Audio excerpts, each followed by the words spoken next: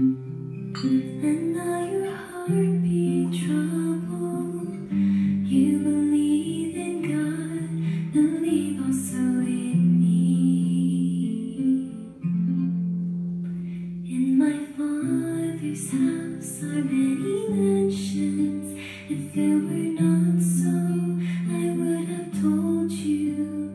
I go to prepare a place for you.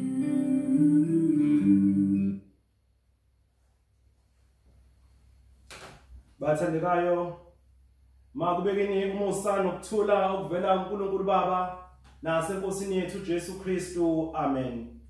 Namhla isonto lesihlanu emva kwePhasika elibizwa ngokuthi iKhandathe. Ngaleli sonto ivangeli lanamuhla elikhethelelwe lusuku likumvangeli uJohane isahluko esika-14 siqala ukufunda kuverse 1 siyoma kuverse 14. Angizokulifunda ke bathandekayo ukuze ngonge isikhathi. Yizwi lakho leli nkulunkulu lihlambulukise ngeqiniso enhlizweni zethu ngokuba izwi lakho liyiqiniso njalo. Amen. Leli ivangeli bathandekayo lanamuhla kanye nelesonto elizayo licashunwe kwisigaba senkulumo ekuthiwa inkulumo yokuvalelisa kukaJesu, a farewell discourse noma a farewell speech. Kanti ngesonto eliyolandela ekuyobe kuyisonto lika-7 emva kwePhasika elakhona ivangeli liyobe licashunwe kwingxenye yokukhuluma okuthiwa umkhuleko wokuvalelisa, a farewell prayer. Ziningi izinkulumo zikaJesu bathandekayo ezitholakala throughout ivangeli likaJohane. Kodwa ke lena yanamhlanje ithanda ukuthi ihluke kakhulu nokubaluleka kwayo kwezinye zezinkulumo zakhe uJesu. Iningi lezinkulumo zikaJesu zisuke zicacisa futhi zichaza isigameko esenzekayo noma esenzekile noma esesidlulile. Kodwa lena eyanamhlanje inkulumo ihlukile ngoba yona ingulungiselela izigameko ezisazokwenzeka, ukufa kwakhe, ukuvuka kwakhe kanye nokwenyuka kwakhe futhi. Kulelizwi lanamhlanje bathandekayo elivangeli losuku kubonakala engathi abafundi basadinga ukuconvincwa okwedlulele noma ukuthe xaxa ngoJesu. Ezahlukweni ezandulela leli ivangeli uJesu wenze phambi kwabo izimangaliso eziningi. Ushintshe amanzi aba yiwayini, welapha a lame man, wavula amehlo empumputhe eyayizalwe ingaboni, waze wavusa ngisho noLazaro imbali ekufeni. Kodwa sisabona kulesi sahluko sanamhlanje uJohane 14 esanamhlanje, just the night before ukubethela kwakhe uJesu esiphambanweni, abafundi besenembuzo. uThomas kuleli ivangeli ubonakala engazi ukuthi alandele kanjani lapho uJesu ebaholela khona. Siyamuzwa mayethu uJesu kuverse 4, nalapho ngiyakhona niyayazi indlela. uThomas kena besethi, asazi lapho uyakhona, siyazi kanjani indlela na? Futhi noPhilip yena siyamuzwa kuverse 8, usafuna yena ukubona uyise. Nkosi, sikhombise uyihlo kusanele. Akekho uma ulifunda leli ivangeli ngendlela elilobeke ngayo obonakala eqonda ukuthi kusho ukuthini ngisho ukucela izinto egameni likaJesu. Ngizoke ngigxile kuleyo ndaba. Ngakho bathandekayo, mhlambe ukuphuthuma sikwazi ukusonga isikhathi. Ake sibuke kafishane lemibuzo nokuphawula kwabafundi nempendulo zikaJesu ezikhombisa ukuthi abafundi ngempela they still need more convincing.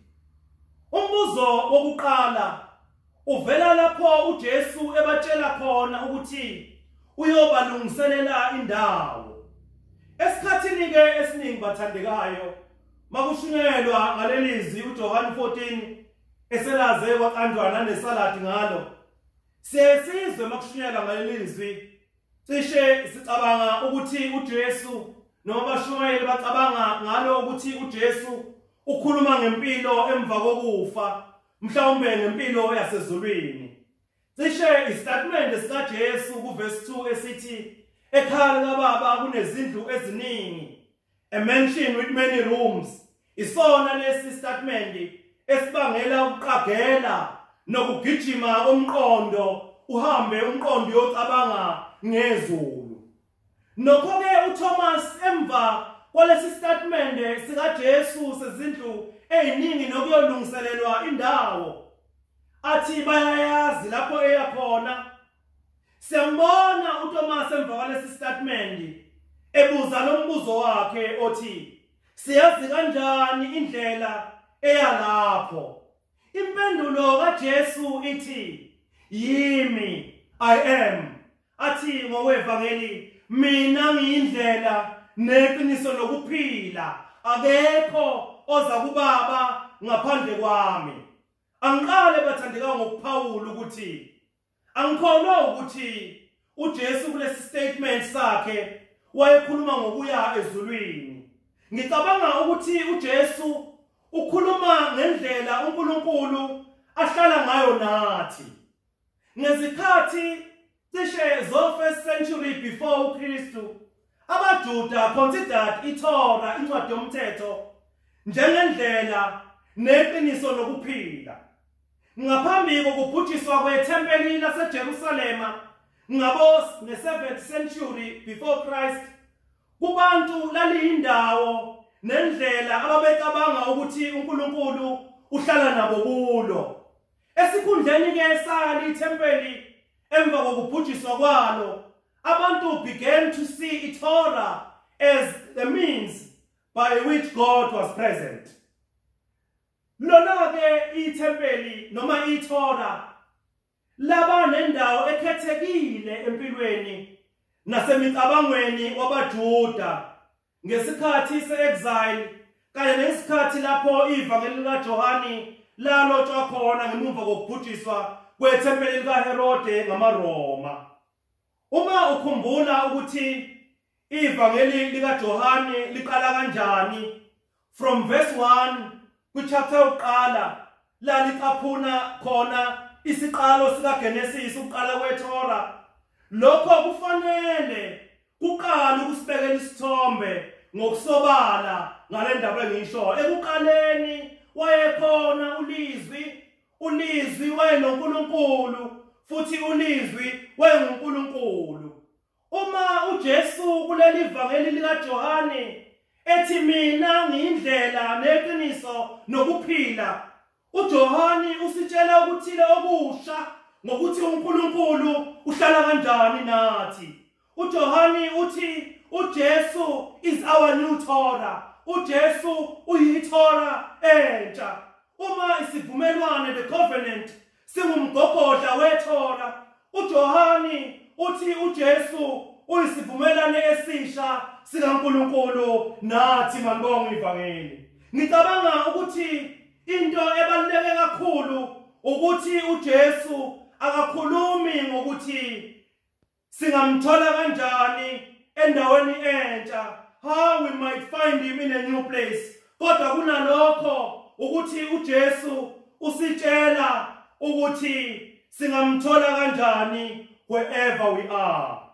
Ngokuloba amazwi kaJesu ngalendlela, uJohane uzama ukusisiza abathandekayo ukuthi siqonde ukuthi uJesu uhlala kanjani nathi, futhi nokusazisa ukuthi ngoJesu uNkulunkulu unathi ngezikhathi zonke nasezindaweni zonke. Lezi bathandekayo izindaba ezinhle ezimangalisayo kithi. Kusho ukuthi bathandekayo akudingeki ukuba sikhathazeke ngokuthi sizisindise ngoba impilo yethu noNkulunkulu kuKristu iproject yakhe uNkulunkulu yokuzizela kwakhe kithi ezosisindisa. Ngikusho lokhu bathandekayo noma akusho ukuthi konke lokhu akusho ukuthi mina uqobo lwami I don't believe ukuthi kunokuphila emva kokufa life after death. Ngiyakholelwa ekuvukeni kwabafileyo njengokuba ngivuma isivumo senkolo yamaKristu kanye nebandla lonke likaKristu emhlabeni wonke. Kusho ke nje ukuthi angicabangi ukuthi God in Christ was disinterested in life in the present moment.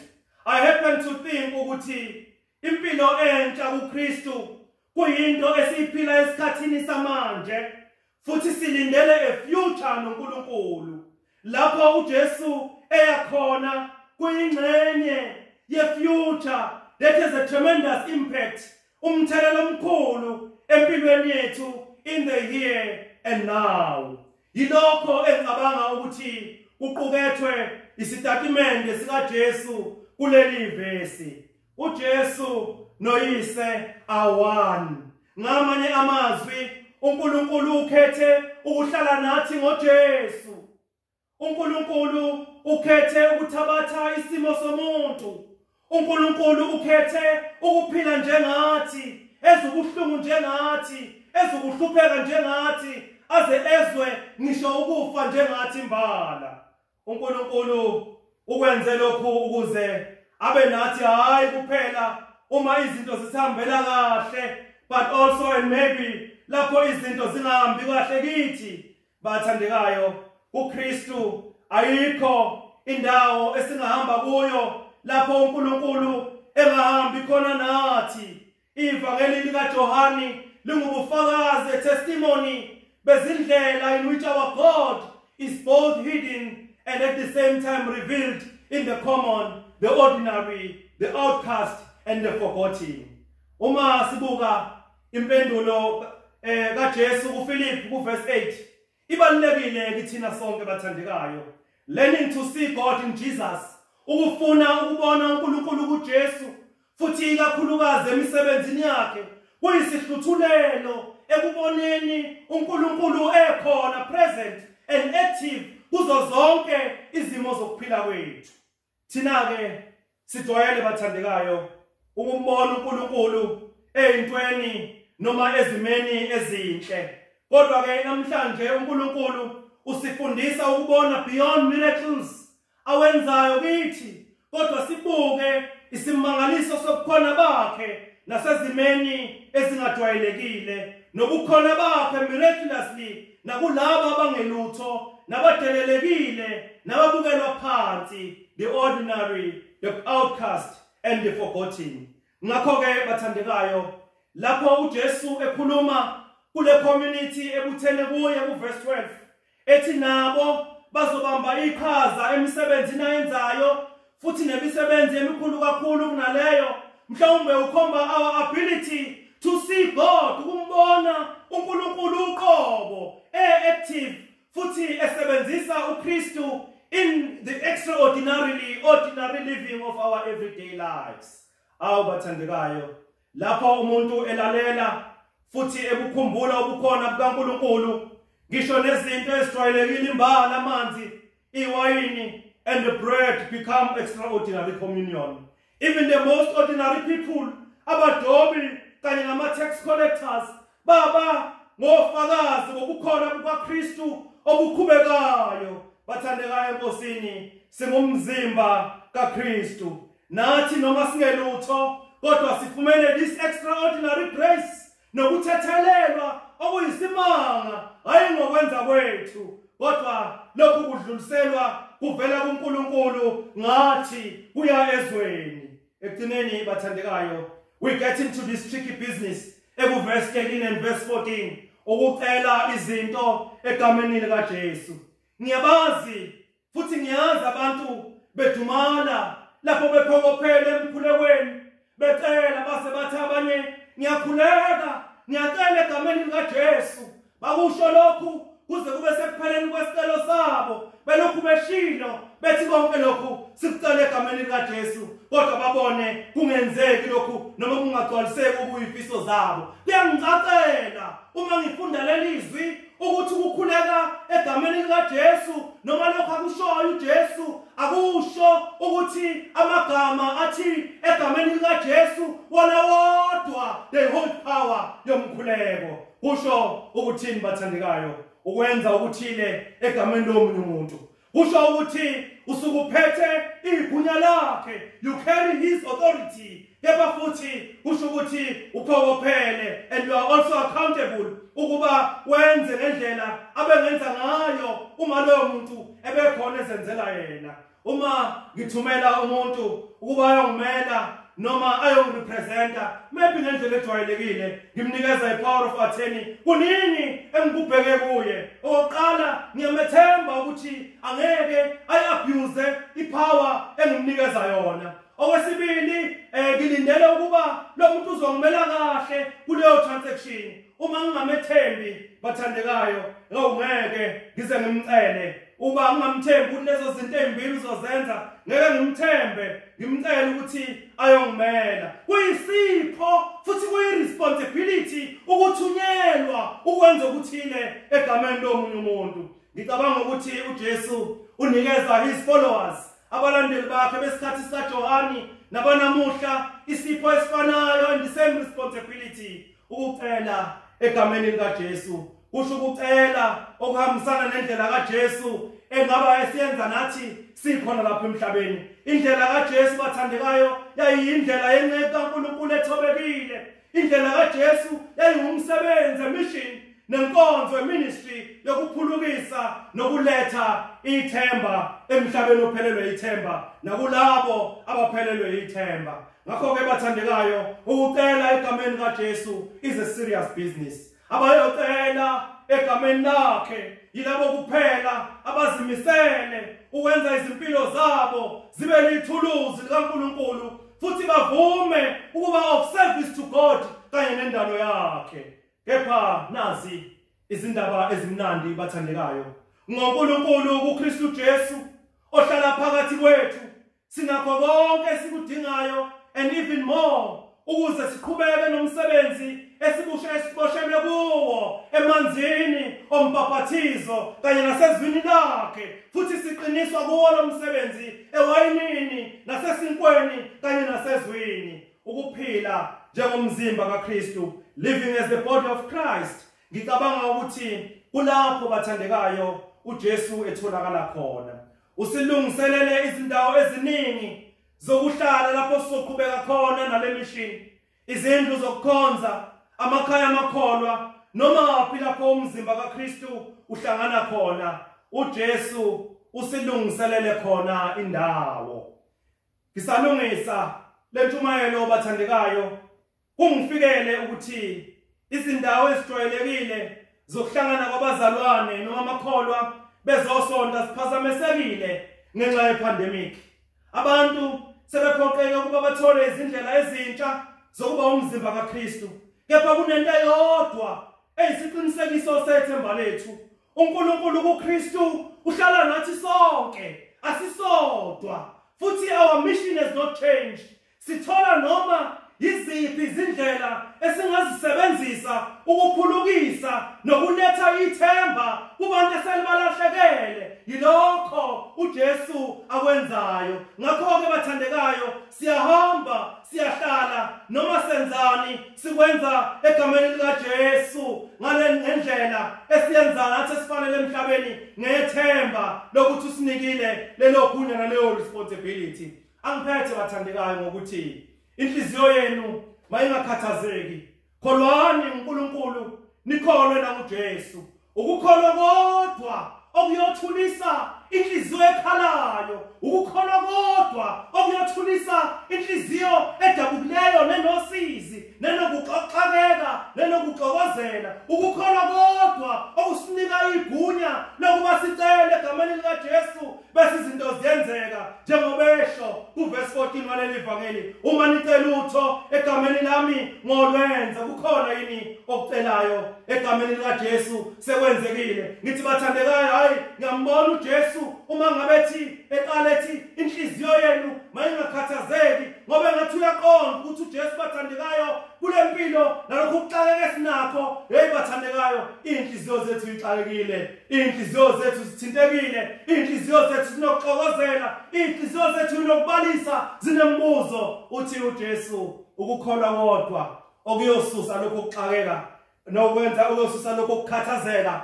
kwenhliziyo yakho. Uthi kholwa ngubaba, ukholwe nayimi. Ukukholwa kodwa angazi wayesukela inhliziyo ngani uJesu engakhulumi mhlambe athi imphefumulo yethu ingakhathazeki, kodwa ungathi uyazi ukuthi njengalobu umbhalesho ethi konke kusuka emcabangweni, mase kusuka emcabangweni kuyothinta inhliziyo bese kuyothinta izandla. Engathi uJesu uyaqonda ukuthi inhliziyo zethu zikhathazekile, kodwa nali ithemba uthi uma sikholwa inhliziyo zethu ngeke zibe nayo inkathazo. Uma sikholwa uJesu uthi siyongena ngaye njengoba yena eyindlela eyisango, usho njalo ezindla ngesonto edlule, uyisango lezimvu. uJesu uyindlela, uyiqiniso nokuphila. Uma sikholwa nguye yilithemba lokuthi siyongena kuye, inhliziyo zethu zingabi nakho ukukhathala. Makukhona sikusweleyo bathandekayo, ngeke ikhathazeke inhliziyo zethu, kodwa siyocela kuJesu